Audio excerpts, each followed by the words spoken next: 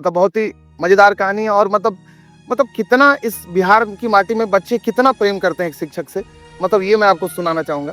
जैसे एक बार एक बच्चा, अच्छा बच्चा रहता है, पढ़ने में बड़ा अच्छा बच्चा रहता है।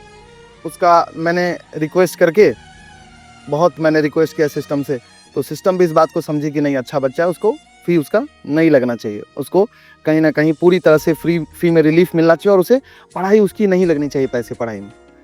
उस बच्चे का मैंने ये चीज़ करा दिया। अब उसके पिताजी किसान, मतलब वो पटना मेरे से मिलने आए और बच्चा मतलब बख्तियारपुर का था।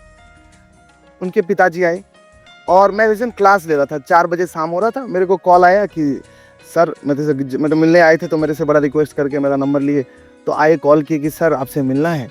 तो मैं बोला कि ठीक है, आप थोड़ा इंतज़ार कीजिए, आप थोड़ा घूम लीजिए पटना, मिलते हैं। और उनको पटना का कुछ ख़ास जानकारी भी नहीं था, क्या चीज़ कहाँ है, बहुत पता लेके वो टेम्पो से आए थे। और मतलब मैं सोच रहा था कि आराम से मिलेंगे। शाम के 7 बज गए सर, फिर कॉल पे कॉल 2-3 बार आने लगा, तो मैं उठाया। मैं बोला हाँ सर बताइए। तो बोले कि सर मैं यहीं पर खड़ा हूँ सर कोचिंग के नीचे, मैं मतलब इंतज़ार कर रहे हैं हम सब कोचिंग के नीचे। तो मुझे बहुत बुरा लगा, मैं तुरंत गया नीचे और मतलब मैं बोला कि सर बताइए क्या बोलना है सर? बोला सर आपसे बस मिलने आए थे। हम बोले हाँ बढ़िया है, मिल लीजिए। बोला नहीं सर आपके लिए कुछ लाए हैं हम। हम बोले क्या लाए हैं? मतलब आज भी मैं बता रहा हूँ मेरी आँखें नम हो गई उस दिन।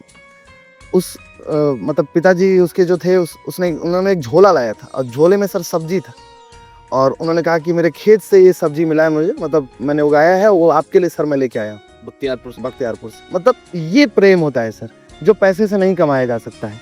तो ऐसी बहुत सारी कहानियाँ हैं सर।